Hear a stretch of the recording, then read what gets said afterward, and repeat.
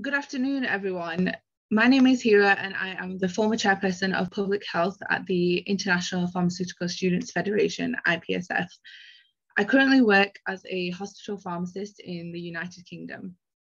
Ipsf is the leading international advocacy organisation for pharmacy and pharmaceutical science students and recent graduates, promoting improved public health through the provision of information, education, networking, and a range of publications and professional initiatives.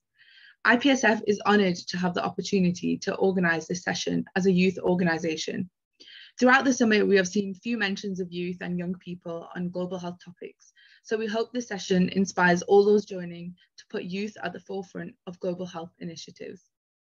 So today's session will be on health inequalities and youth in the COVID-19 pandemic and beyond.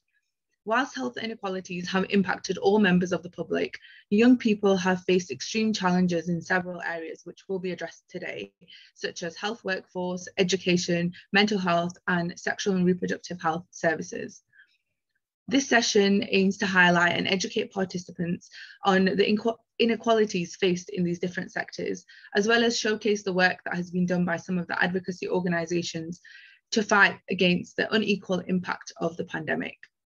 We also hope to identify key areas of improvement and calls to actions for stakeholders to strengthen these pillars to build back a stronger health system in post-COVID-19 pandemic recovery and for future pandemics.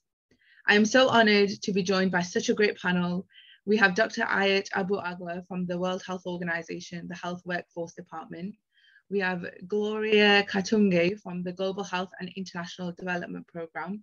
We have Ines Viva, who is the Vice President of External Relations at the International Federation of Medical Students Associations, IFMSA. And we also have Ms. Rayhan Abdelhadi, President-elect at the International Pharmaceutical Students Federation. So I will just start in with the first question with Dr. Ayat. So the pandemic has brought about inequalities in access to adequate PPE, COVID-19 vaccination, and managing the mental health of healthcare workers during this health emergency. Can you share some more insights in regards to the impact that this has had on the health workforce? Thank you, Hera, and thank you, colleagues. Good day, good morning, and good afternoon for all those joining with us here. Indeed, it is an important topic, and if I may, Hera, then given overall on the current COVID pandemic. So current global situation of cases reported to WHO as of the 20th of October, more than 241 million cases have been reported and above 4.9 million deaths have occurred. And COVID has had a significant impact on the lives, physical and mental health of care workers, and many health workers have died during the pandemic. An average of 115,000 health workers globally, which is a conservative estimate, is believed to have died during the pandemic itself. Indeed, when we look at the disparities and look at the COVID pandemic itself and how it affected health and care workforce, and the youth being the frontline health workers, the present and the future of our health and care workforce, it has indeed affected them as a large. Looking at the availability and distribution of health and care workforce and the different disparities between high, middle and low income countries. Looking at the shortages of vaccines, the repurposing, the absence of care workers due to the COVID, and of course, affecting the health of the care workers, infections and deaths and stress and burnout and other mental disorders, and the working conditions that have affected the globe universally, and also especially the countries that are least behind in universal health coverage, and those with disabled or disrupted health systems to start with. So the lack of PPE, the labor strikes, quarantine self-isolation, the violence, harassment, the stigma, and social well-being of health and care workers have been affected at a large, and of course, at the forefront are the youth represented there. Thank you. Over to you. Thank you so much for that valuable insight, Dr. Aya. I think as future healthcare professionals, it's important that we also advocate for the equal access of healthcare, of the health workforce, because we could also be in those same positions, say in like the next health emergency. So I think that one of many health services that saw a major cutback during the pandemic was sexual and reproductive health, as it was sometimes deemed as non-essential. And this has had a severe negative impact on the youth, who make up a significant portion of users of this service. I'll pass the floor now to Gloria, who will elaborate a little bit more on how this happened and what kind of services were impacted. Thank you, everyone. Good morning, good afternoon to you, wherever you are. Thank you, Hera. So thanks, Ipsf, for inviting the Global Health and International Development Program to be part of the critical discussion on health inequalities that young people face during pandemics. So to start us off, the COVID-19 pandemic has clearly shed light on the serious impact of interruptions in information and service delivery, especially for young people's access to quality SRHR services. And as GUIDE program, which is an innovative program founded by Dr. Joanne Ibewa, it aims at guiding, inspiring, connecting, and training the next generation of global leaders. So as GUIDE, we acknowledge that this pandemic will have a major impact on young people's access to global healthcare, and we therefore led conversations on such impacts, more so on SRHR, with at least 50% of our 2020 fellows already in the global health workforce. So through the program, we established that COVID-19 pandemic has widened the gap for the youth who no longer have adequate access to the needed SRH support and services. You find that the safe spaces that youths previously felt comfortable in discussing and getting access to SRHR information and services were no longer accessible to them. The closure of learning institutions further became a barrier to their access to comprehensive sexuality education. Movement restrictions also created barriers to young people's access to youth-friendly and comprehensive care clinics. And you find that most young people faced anxiety while trying to seek SRH care, while others prefer to completely stay away from the health facilities. This is due to fear of contracting the virus. So access to contraception methods, especially modern contraceptives, were also compromised, therefore denying millions of our young people the right to control their bodies and lives. Access to maternal, newborn, and child health services as well was greatly reduced, with more focus on COVID-19 patients. Maternal mortality was on the rise, and our young people, especially from marginalized and low-income households, had very limited access to SRH education, if at all any. You find that the economic stress exposed our youth to risks such as sexual exploitation, social vulnerability, and in turn increased cases of HIV infections, STIs, and social stigma. You'll find that resources were basically diverted away from routine health services, which further strains efforts to step up life-saving SRH services. The young healthcare workforce, on the other hand, was subjected to burnout, discrimination, delayed salary payments, lack of personal protective gear, and even missing out on our COVID-19 vaccinations. They have been at higher risk of infection with COVID-19 compared to the general population. And at the end of the day, you find that the significant gains that had been made in SRH globally or potentially reversed, thus forcing the health workforce to start over and delaying progress. But all said and done, the impact of the health crisis will have devastating long-term implications on the futures of millions of young people. Thank you. Thank you so much, Gloria, for that insight. I think it's really important to acknowledge that there's so much, SRHR encompasses so many different things, and so therefore the access to those services impacts such a wide variety of people, and it doesn't have to just be youth, but like you said, you know, access to maternal health, etc., all of that was reduced as well. So it's really important to acknowledge that. So thank you so much. So in addition to sexual and reproductive health services, mental health in young people was also adversely affected by various factors such as local lockdowns, closures of social spaces, disruption on education, which we'll get onto later. Enis, can you expand more on the impact the pandemic had on the mental health of youth? Yes, thank you so much, and good morning, good day, everyone online. It's a pleasure to be here representing IFMSA and talking about this particular topic. So when we talk about mental health related to young people, and when I was doing also my research, I found out that during these times, the prevalence of mental health related issues, and namely anxiety and depression, is around 30 to 80% higher among young people than the general population. So these are very relevant numbers that should draw our attention, that there are certain things that should be taken into account, and even for policymakers and for governments to truly invest, so that right now and also in the future, we don't face, let's say, the same issues. Besides that, besides these numbers, there are all other important things, which is the access to mental health services. For example, in the UK, it was reported that there was a huge demand for access to these services, and so there was like more difficulty for for youth to access them. And this was like a survey, let's say, that was put into place across OECD countries. So of course it's not truly global, but it's one of the most recent data available that we have. And back to you, Era. Thank you so much, Ines. Again, it's another health service that had a negative impact and took a backseat, unfortunately.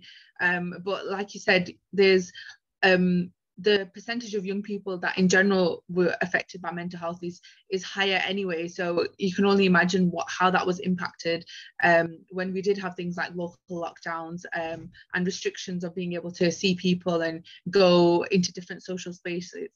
So as mentioned earlier, education of young people took a backseat due to various factors, like we said, such as local and national lockdowns at the beginning of the pandemic. Rayan, can you share with us more about how the education of young people was impacted? Yeah, definitely. Thank you very much, Hera, for giving me the floor and for inviting me. It is absolutely an honor to be here today and share my perspective regarding inequities in education due to COVID-19. As it has already been addressed by my colleagues, the pandemic has brought much attention to the gaps and challenges in all world systems, including in this case, the educational sphere. It is important to note that inequities in education have not been new to the world. The educational systems already had their own flaws and were in need of a reform anyhow. However, probably with the arrival of the pandemic, and what it did was basically accelerating the urgency to this reform and imposed the shift from offline to online learning. So countries have been put face to face to the weaknesses of their own educational structures while having a very limited time to address the new challenges imposed and answer to the needs of their students or the continuous education of their students. All, of course, while trying to address the pre-existent inequalities arising from socioeconomic standing, infrastructural differences, policies, student welfareism, race, gender, or disabilities of individuals. So the pandemic had impacted, of course, the way learning and teaching were conducted, but along with that, it has deepened inequalities in higher education, mainly by reducing flexibility and mobility, also by constraining access to resources and limiting in-person development opportunities. The demand for a rapid shift for online learning and teaching was accelerated and the existing social economic inequalities and widened the gap between the resource rich and the resource limited. For example, computer and internet access are of course fundamental for learning in the pandemic context, yet according to Unesco, 43% of households do not have access to the internet. Also with the complete closure of universities, many face challenges securing a calm and private place to study and focus on their learning. We can probably resume all that in the lack of access to fundamental learning resources. Along these resources disparities, there have been disproportionate impacts on historically disadvantaged disadvantaged groups based on race, ethnicity, etc. For example, women and others with childcare responsibilities and on career prospects. For early career researchers, for example, have reported taking on disproportionately more family responsibilities during the crisis, putting extra pressure on their academic lives. And also at an institutional level, university budget was impacted, and it was already probably inadequate for some universities. It have been stretched to the breaking point during the crisis, resulting in deepening inequalities across education, access and delivery, learning and research, as well as scholarships. Budget have been also reduced in many universities, resulting in jeopardizing access to education for bright students. Globally, most higher education systems have struggled to provide the needed training for faculty to move classes online, while a reduction in international mobility threatens students and faculty enrichment opportunities like exchanges, for example, the ones we offer in IPSF. The financial issues also affected, obviously, the students themselves and resulted in dropping out of studies. And probably that another issue that magnified the inequalities gap was the one-size-lecture approach, which treated all students equally in terms of learning and teaching methods.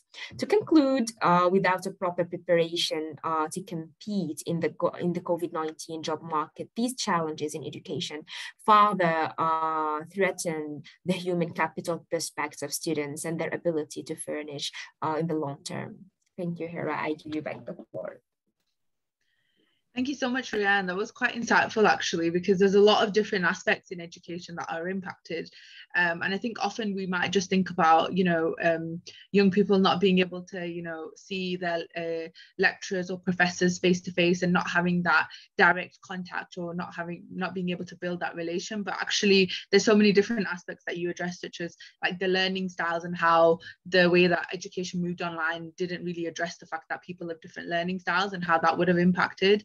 And also, of course, the access to internet, which is a massive one. 43% of households, like it's just crazy to think of that percentage. And again, it just creates another disparity amongst, the pandemic and how this has contributed to it. So thank you so much for that insight. So thank you so much, everyone, for sharing the various ways in which the pandemic has impacted young people. But as you all kind of come from different backgrounds and different areas of work, I'll move to Dr. Ayat and ask, can you share what kind of actions are being taken by the Health Workforce Department in WHO to tackle the inequalities that you've mentioned? Thank you, Erin. Thank you, colleagues. In that regard, and of course, acknowledging that, the current pandemic is the worst in the current century. And the world now more than ever are acknowledging the value of health and care workforce. And for that, we designated the year 2021 as the International Year of Health and Care Workers in appreciation of their unwavering, of course, dedication against the COVID-19 pandemic. And of course, in that light, also many resolutions as the WHA 74.14, protect, invest and safeguard in health workers, calling for protection and safeguarding and investing better in our health and care workforce, investing in our health systems, building back and building better, resilient and competent, fit for purpose and fit for practice health and care workers, and acknowledging also the capacities in building and strengthening the health workforce and the essential public health functions now that we have to shed more light on, whether it's on the availability of those educational facilities, on also equipping and building health workforce that speaks to the emerging and re-emerging pandemics, and it speaks to the different health systems across the globe.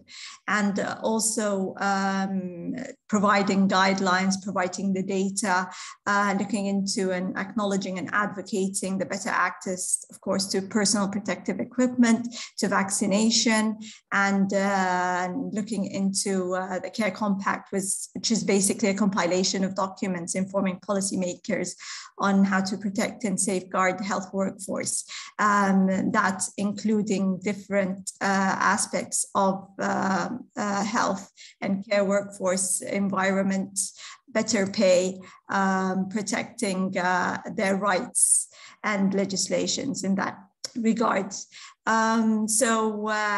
Indeed, there has been many actions, there has been many activities and many platforms, and within the Health Workforce Department, we are also the Secretariat for the Global Health Workforce Network, and with that, the Youth Hub, which many of you are members. So also the collected effort of all of the member organizations, institutions, and individuals that form that network, and impressive work that has been done, calling on and reminding us all of the online Youth Hub conference and the Youth Hub call for action that will be launched recently, and calling on all those important aspects that we mentioned in health and care workforce, in the health systems, in building back and building better resilient health workers.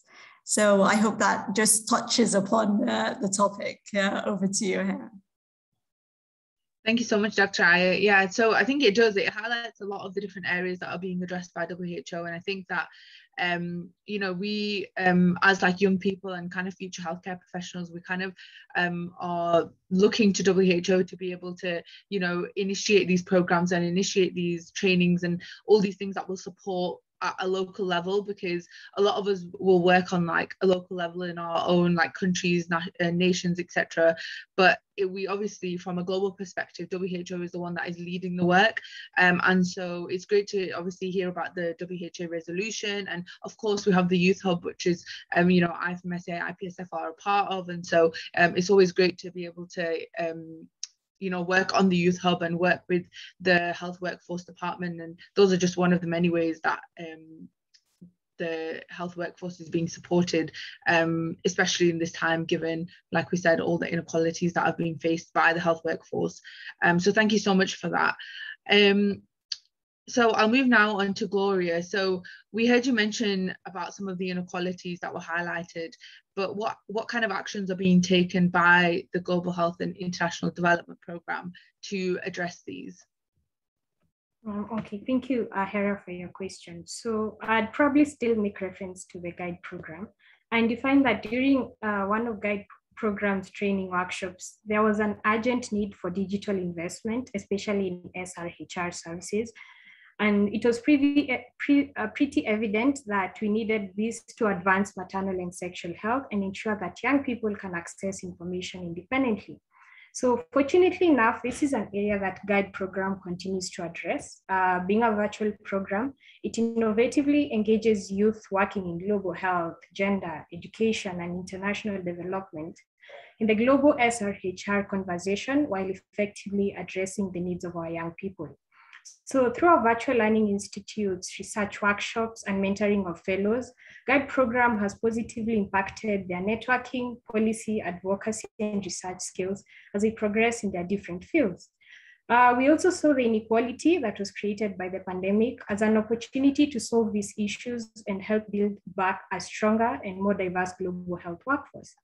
Our GUIDE fellows have gained experience and involvement in global projects, including championing for gender equality on International Women's Day 2021, and our male fellows were never left behind.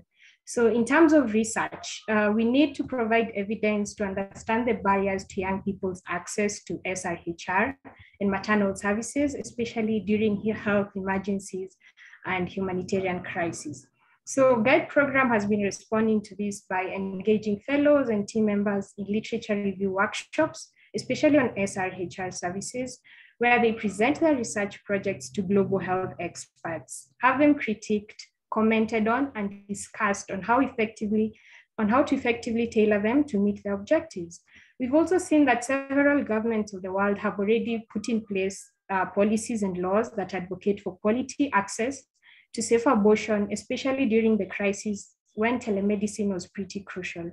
The UK and Ireland serve as perfect examples to young people's access to quality and safe abortion. We've also seen discussions on the incorporation of comprehensive sexuality education in learning packages, which are still ongoing, especially in Africa, where abortion is probably a controversial subject. But this is to ensure that young people are well equipped with information and are aware of their SRH rights. Guide program continues to guide and mentor young men and women in global health, gender, education, and international development through their leadership and social change-making journey towards access of public health services by all. Additionally, through quality research projects and publications, Guide Fellows are contributing to and are at the center of the narrative on young people's access to SRHR services. Healthcare workers, including our young people, have also been prioritized for the COVID-19 vaccine in 2021 by the global community. And a good example is Kenya, where I come from, where all frontline workers were given first priority during the vaccine rollout, considering that majority of these are actually young people. And additionally, nations of the world have recognized and celebrated all healthcare workers who sacrificed a lot to save lives during the pandemic at the expense of their own, unfortunately. Thank you, and over to you, Hera. Thank you so much, Gloria, and thank you so much for highlighting the work that is being done. And it's really good to see that there are like learning programs and virtual things that people can engage with no matter where they are. So it doesn't have to be something that is local to you, it's accessible everywhere. So thank you so much for that. I'll now move on to Ines. So you mentioned how mental health services are being stretched. What is being done by IFMSA as a youth advocacy organisation to support the young people that are in your association? Yeah, so IFMSA has always had as a big focus mental health. However, when the COVID-19 pandemic hit, we took special actions and we did like a whole new plan just to address specific topics that were related to COVID-19, and one of them was mental health. So for example, we had this Google Drive that was called Sharing is Caring, that was shared with all of our members, where they had a document where they could go there and they could consult certain recommendations from WHO side, for example, as well as certain webinars where they could get capacitated on how to handle certain mental health issues, which actions they should take. At the same time, on a policy making level, we have an IFMSA policy document which addresses specifically the topic on mental health. Then, besides IFMSA itself, we also have our national member organizations which work a lot on this topic. And for example, two of our national member organizations are just this past July, they organized this mental health weekend with various activities. Besides a keynote presentation on mental health and universal health coverage, they also had a human library where several speakers were invited to share their stories on mental health and gender. And besides that, there was also a panel discussion on the mental health of medical students and several cultural sessions, also as a way to address mental health issues. So these are some of the things that we did and also that our members did. Thank you, Era. Thank you so much, Ines. So yeah, it's really great that, of course, with IFMSA representing all medical students and young people, that the actions that are taken by them they're very influential because they have such a large audience and a large reach. And so any actions that are being done will only support those that are kind of the same, all of you are kind of like medical students. And so any activities that you did do was supporting those members. So thank you so much for sharing that. And now I'll move on to Rianne. So of course, you're also from a fellow youth advocacy organization, and as education is one of the key areas for young people and takes up a lot of our time, I guess, what work has IPSF done to support their members during the past 1.5 to 2 years of the pandemic? Thank you very much, Sarah, for a great question. So basically, in terms of education, we as a student organization have been put in the same position as universities, facing the same challenges, obviously. However, maybe slightly more equipped with technology knowledge, where as youth, we were more familiar with the different tools and platforms out there, and thus maybe more equipped to utilize them in shifting our offline educational initiatives into online ones. What we tried to do in our educational project is to utilize more workshops, competitions, discussion panels, podcasts, peers, education initiatives, and online youth summits, rather than the regular lecture-based project that the universities were offering. For public health initiatives, one platform, actually online platform, worked perfectly, and we had high reach. We tried to cover topics that we felt needed from the students, such as automedication, AMR, domestic violence, mental health, climate change, patient counseling, vaccination, and of course we emphasized on playing a major role in spreading awareness about COVID-19, the inequalities it brought, and also to fight the epidemic that was going on.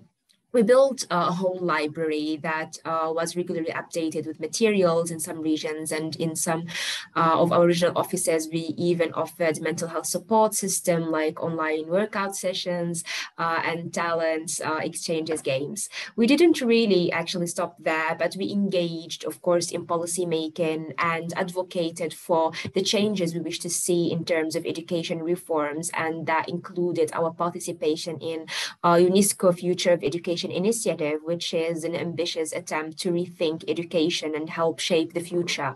The initiative was catalyzing a global debate on how education, learning, and knowledge need to be reimagined in a world of increasing complexity, uncertainty, and precarity.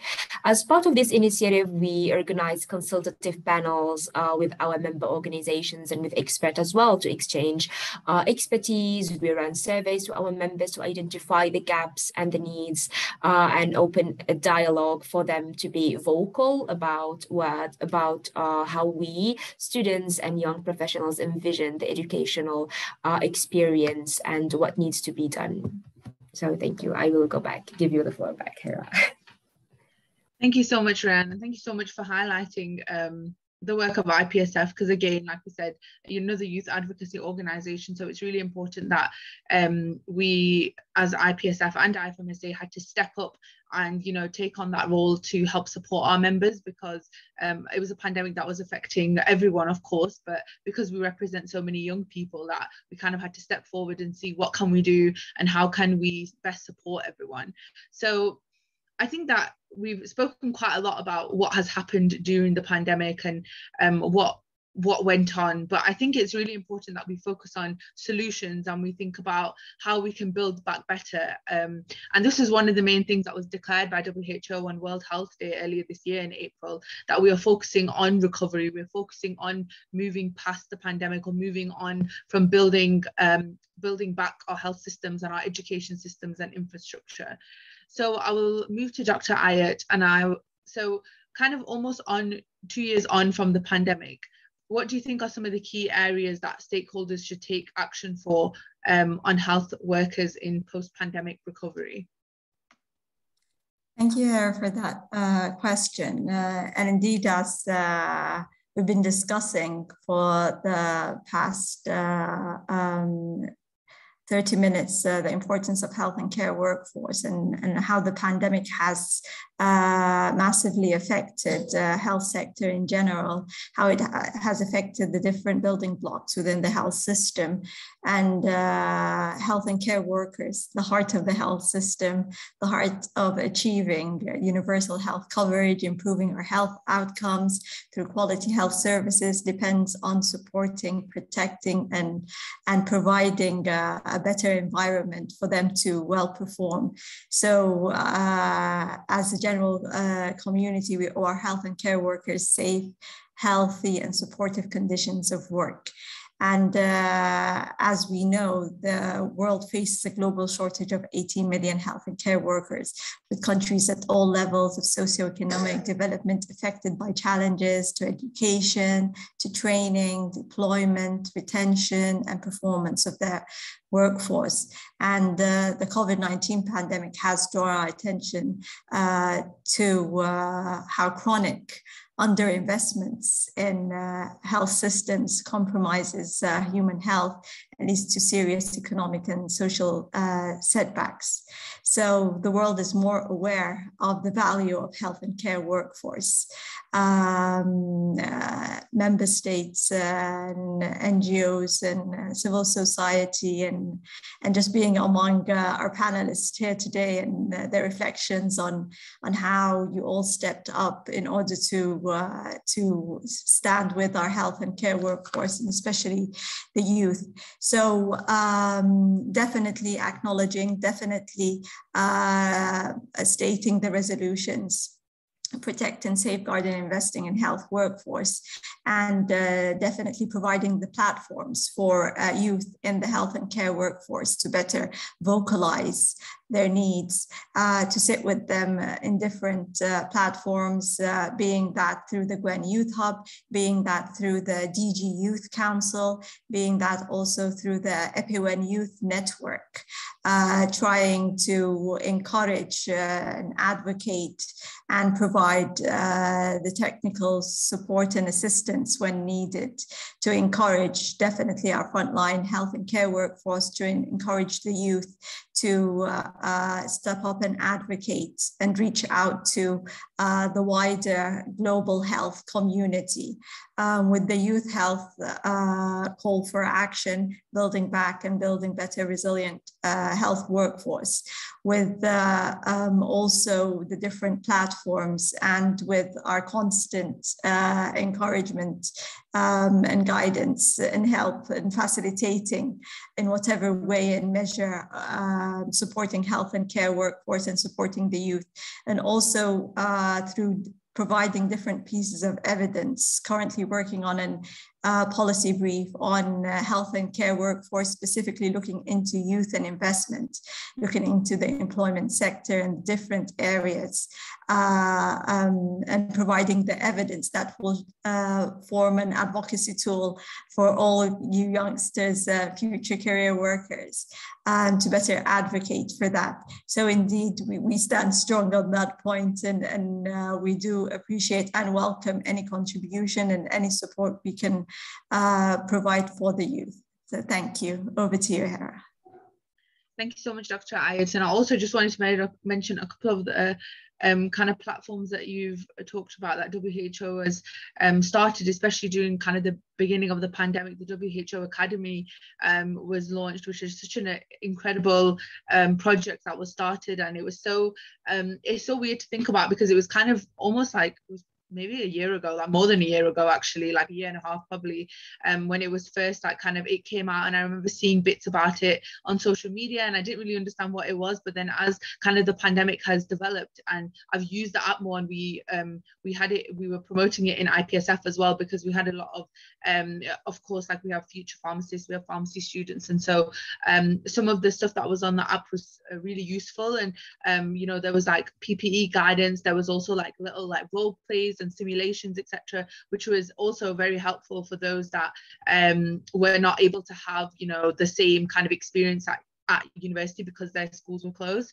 And I think one of the good things about the app was that it was also available offline, so you didn't have to, like, if for example for whatever reason you weren't connected to the internet, the offline version would still work, which I thought was incredible actually. And also, I just wanted to also mention the WHO Youth Council, which is something that has recently started and something both IPSF and IFMSA have been working on. And hopefully that will also be another way for young people to kind of get involved and also, you know, give their expertise on certain topics in different areas. And so again, just a couple more things that WHO is doing to kind of help support the young people. So thank you so much, Dr. Ayat, for that.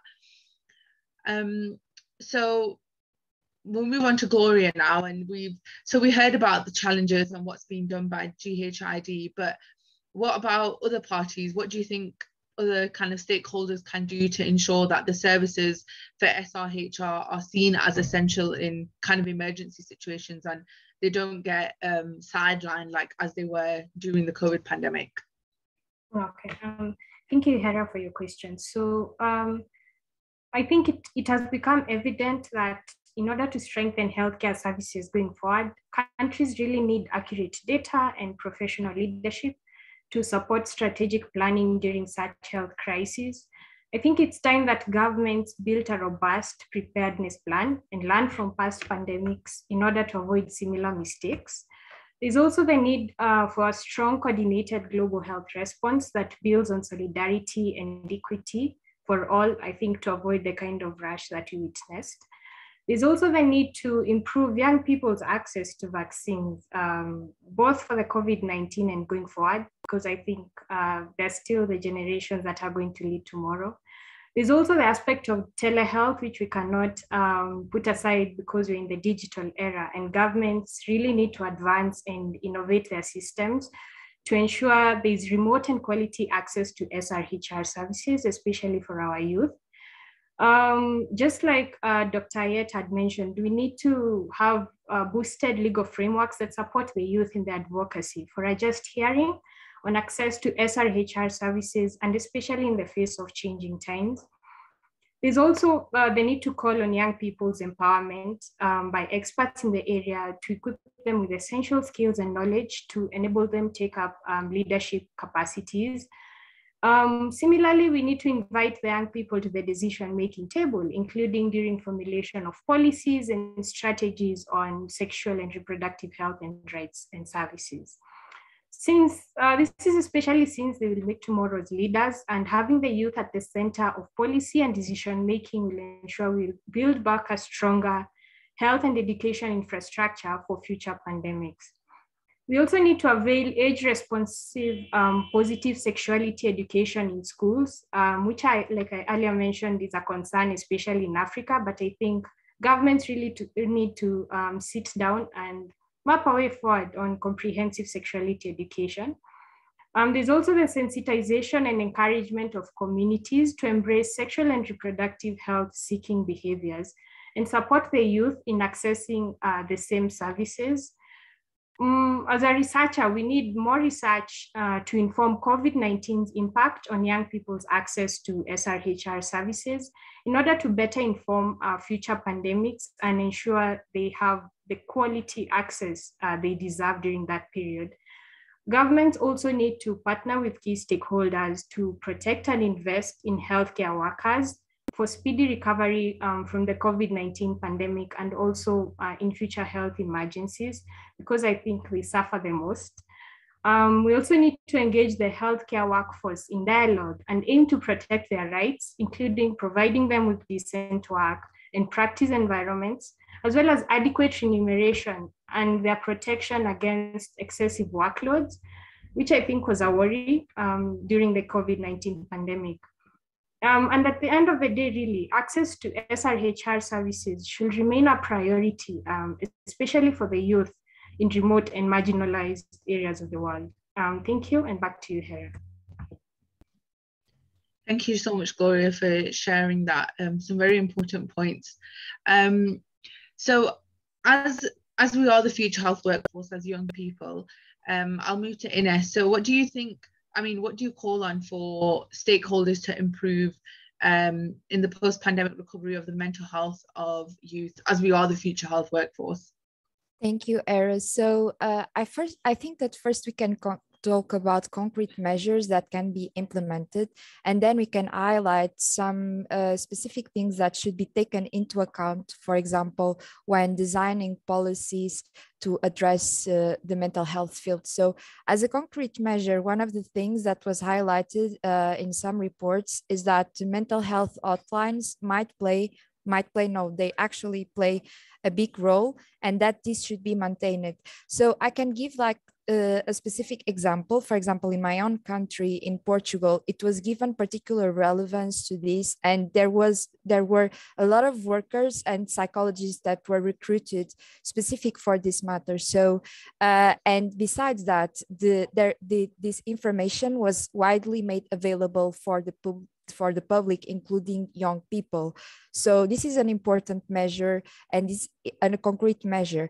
Of course, that as I was saying, and as it was already been mentioned, that there are some groups that might be, let's say, more prone to suffer from mental health diseases. So these groups should be given particular attention, and all these, let's say, all these twists should be taken into account when designing the policies making. So when we are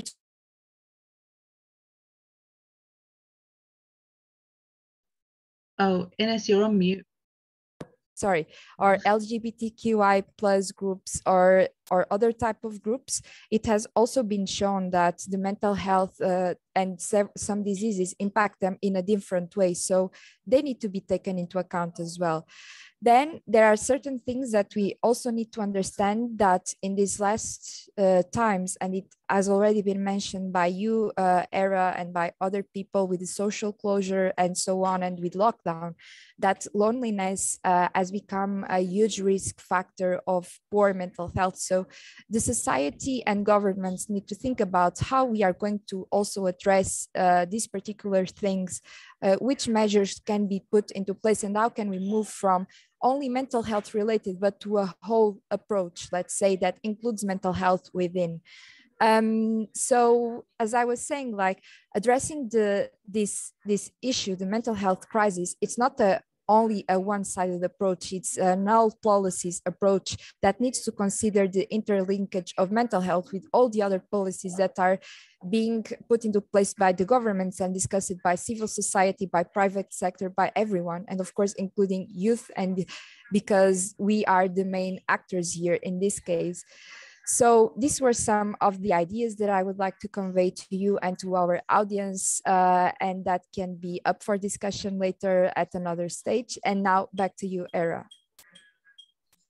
Thank you so much, Ines, for sharing those valuable contributions. So we'll move on to Rian. So we know that major work needs to be done to recover for the lost time over the pandemic, which has impacted education. What recommendations do you have for stakeholders? Thank you very much again for a great question here. So basically, students are radically different. Lots of tremendous investments have been done in technology to personalize everything. We have algorithms in dating apps, in shopping websites, and even in social media, actually. And those algorithms ensure that every individual is getting exactly what goes with their needs or interests, etc. Yet, we do not really see this incredible technology being used to build a personalized learning experience where students are provided with courses according to their learning styles, learning speeds, and learning interests. I believe that once we invest in technology to personalize the learning experience, online learning will become more effective, and learning in general will also be, above all, authentic, if I may say, and that is something stakeholders need to look up into. So I would say my first recommendation would be to build a resilient student-centered education, and to do that we need a learning framework or set of standards, if I may say, that represents the full range of knowledge, skills, and social emotional competencies students need to graduate ready for a rapidly changing workforce. This framework shall provide transparent learning expectations that help organize a personalized education system, empowering local leaders and educators to create or leverage aligned competencies and empirically based learning progressions that map how students learn, so educators can more effectively address learning needs and put students in the center of the development of these learning framework. My second recommendation would be to expand digital connectivity and access to technology. And these are also, of course, there are also opportunities for rapidly increasing digital and communication technologies, including diffusion and access to these technologies in remote areas in low income countries mainly. The COVID-19 pandemic has magnified the urgency of addressing connectivity gaps. And I believe it should be a priority for policymakers that these connectivity gaps, they should never be a barrier to education and they should be placed, they should never be placed, as new pressure for individuals to access their education. Last but not least, of course, my recommendation would be to opt for shared accountability and dialogue, and the institutions, the educators, the management are the people who provide instructions, who make curriculum and demonstrate to students, and thus pave the way for results. There should be certain accountability strategy. In short, creating accountability in public or private education even is extraordinarily complex. No single policymaker, obviously, or even a provider is responsible for failing students. Rather, it's a complex web of policymakers and providers. Some potential ways to strengthen accountability are to strengthen the student's voice, improve management, provide better information, clarify roles and responsibilities, and of course, increase incentives and consequences. To sum up, we convene stakeholders to reflect on the future of learning in light of the weaknesses exposed by this pandemic, and develop strategies and actions and action plans as well to create a more resilient, but above all, equitable systems, to develop educated preparation programs that emphasize approaches that support high quality, student-centered digital learning, including formative assessments, competency-based practices, remote relationship building, and also designing enriching learning for digital environment, and ensuring students' safety, health, and mental well-being as well. So I give you the floor back to you.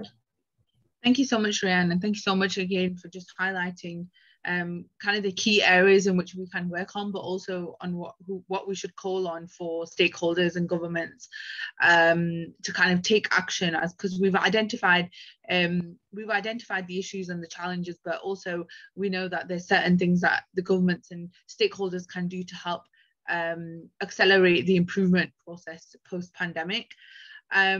So I'm just keeping an eye on the time, and I was just going to take one question, and so it's kind of in regards to, I guess a lot of us have talked about digital health and kind of moving things digital, which is really great because, you know, all throughout the summit that has been happening, we have been talking about digital health and kind of moving things online, making it more accessible, etc. But one thing I think kind of sticks out to me, and I don't know if other people have ever thought of this, but you know, one of the statistics that Ryan mentioned was that 43% of households don't have access to internet. So this kind of question is for everyone. So someone can, like, you know, whoever thinks that they'll have an answer can unmute. But what do we do about the population that doesn't have access to internet or has limited access? Does that create like a new kind of inequality because we're moving things forward on a platform that maybe not everyone has access to, even though majority might? There's still this like 43% of like households that don't have the access. So I kind of just wanted to put that question forward, and if anyone can answer it, that would be great.